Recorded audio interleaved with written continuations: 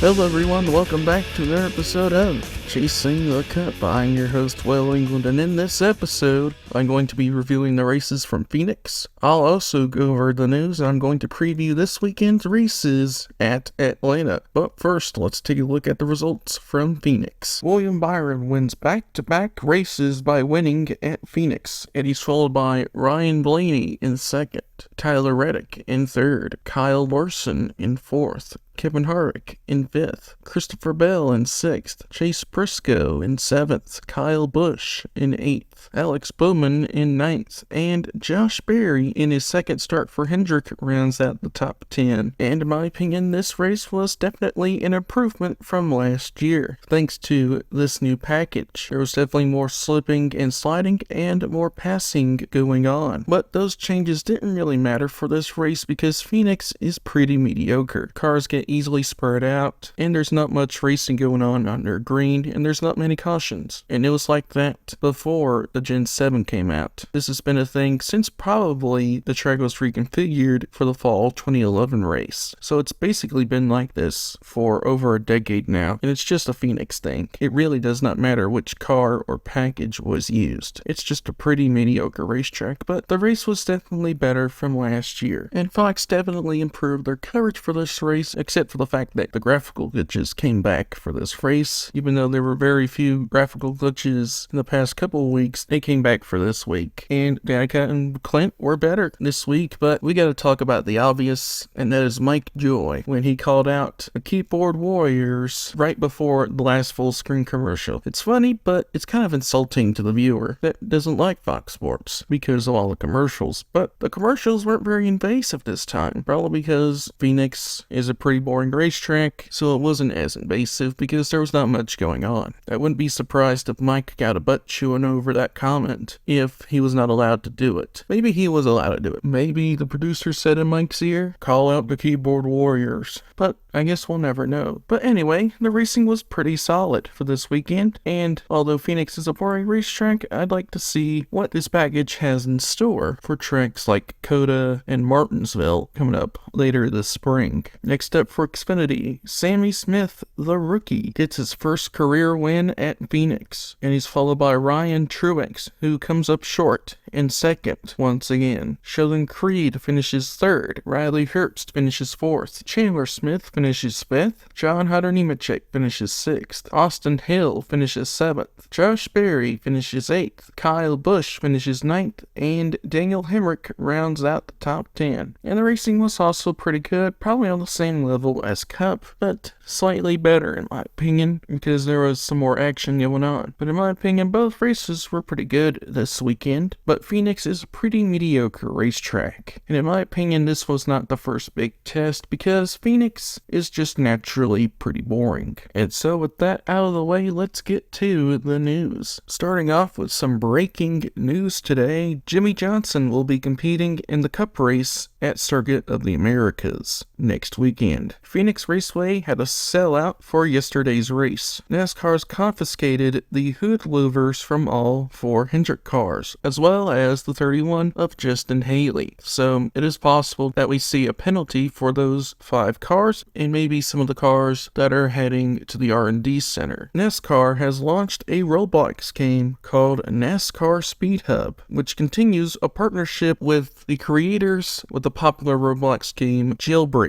Xfinity has signed an endorsement deal with Dale Earnhardt Jr. NASCAR will be implementing the choose rule at all races, starting with the first road course race at COTA. IndyCar veteran Ed Jones will make his NASCAR debut at COTA, driving for Young's Motorsports in the truck race. Jenson Button will compete in 3 Cup races this year, starting at COTA, with Rick Rare Racing, with a partnership with Stewart-Haas Racing. Hendrick Motorsports will be running 4 Xfinity races this year, with Kyle Larson, William Byron, and Alex Bowman. Tyler Carpenter will be running with Nice Motorsports for the Bristol Dirt Race. William Byron will be returning the Kyle Busch Motorsports for a 3-race Truck Series schedule at Bristol Dirt, Darlington, and North Wilkesboro. Kimi Räikkönen will be returning to Trackhouse Racing for the Project 91 ride at COTA. Spire Motorsports will field an Xfinity Series entry for Carson Hocevar, and they will run 6 races this year. Josh Berry will drive for all the upcoming oval races in the number 9, subbing for Chase Elliott, but for COTA, Jordan Taylor will drive the 9 for Hendrick Motorsports. And finally, we have the Las Vegas TV ratings. Fox got 3.991 million viewers for the Las Vegas race, which is down quite a bit from 4.544 million viewers last year. But NASCAR was not the only motorsport that was down. F1's season opener was down slightly, and IndyCar was noticeably down for its season opener. So I guess it was just a bad weekend for motorsports in general. And so that's it for this week's news. Now it's time to preview this weekend's races at Atlanta. Starting off with the truck race, we have the Freight 208. The race will be 135 laps and 208 miles. And the race will be on March 18th at 2 p.m. Eastern Time. And so for my pick, I'm going to go with Christian Eckes. He finished 3rd at Daytona, and he's looking for another win. And so I think this weekend he's going to get his 2nd career win by winning at Atlanta. Next for the Xfinity race, we have the Raptor 250. The race will be 163 laps and 251 miles. And the race will be on March 18th at 5 p.m. Eastern Time. And so for my pick, I'm going to go with Ryan Sieg. Ryan Sieg was so close to winning last year, but he was passed by Ty Gibbs on the final lap, and he ended up getting up the victory. And Ryan also finished top 10 at Daytona, so I think this time Ryan Sieg is going to get his chance. I think he'll win at Atlanta. And finally, for the Cup race, we have the Ambetter Health 400. The race will be 260 laps and 400 miles, and the race will be on March 19th at 3 p.m. Eastern Time. And so for my pick, I'm going to go with Joey Logano. Joey finished 2nd in the Daytona 500, just short of the win. Ricky Stenhouse Jr. got that win, but I think Joey Logano, because he's a good plate racer, will get his first win of the season by winning at Atlanta. And so that's it for this week's episode. If you enjoyed it, please like and subscribe for more. And if you're going out to Atlanta this weekend, I hope you have a good time. And if you're not, have a good time wherever you are, and I'll see you next week.